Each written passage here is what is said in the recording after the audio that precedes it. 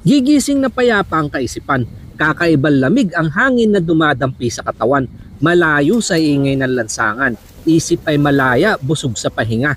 Simpleng ulam, masaya na dahil sama-sama.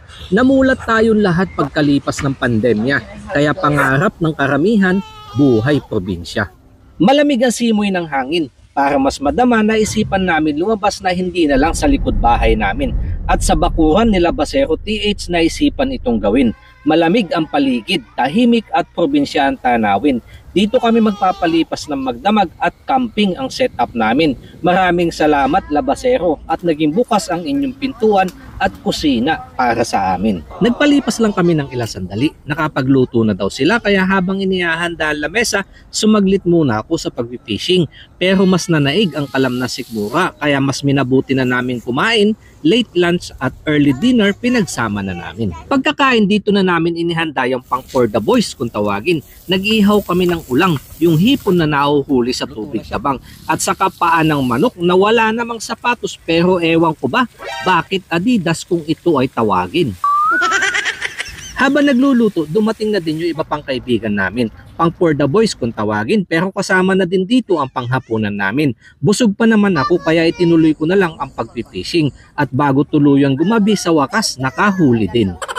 Saka kami naglatag ng lamesa, ang setup pang kwentuhan na, kasama ang tawanan at mga ganap ng mga nakaraang sama-sama, bagay na kahit papaano naiibsan ng aming mga pangungulila dahil napakahirap na malayo sa pamilya. Maghahating gabi na kaya dito na namin tinapos ang kwentuhan na gusto pa sana namin pero lamig ng hangin ang nagpatigil sa amin.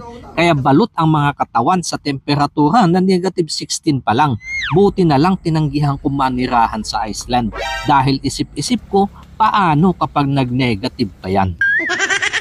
Kinabukasan ayaw ko pa sanang bumangon pero kailangan tumayo dahil sa kalam ng sikmura ayaw na din kami patulugin. Kaya nagpainit lang kami sa labas kasama ng kape. Pero sa lamig kahit anong init ng tubig maiwanan lang saglit agad itong lumalamig.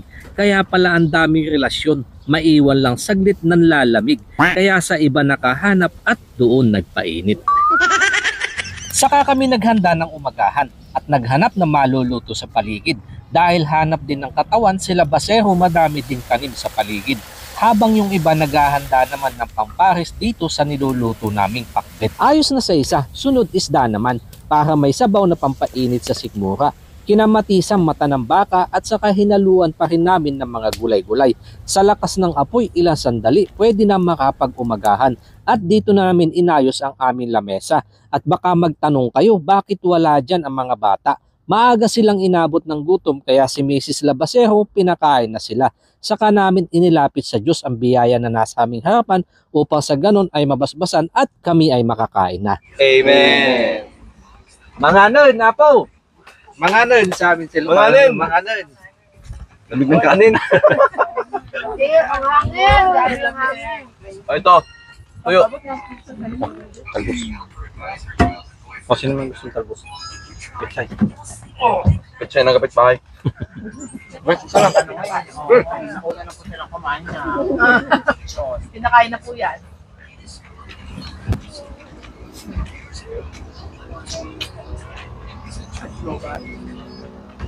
Huwag ka na mahiyan. Wala na akong kahit ko. Matagdag ka.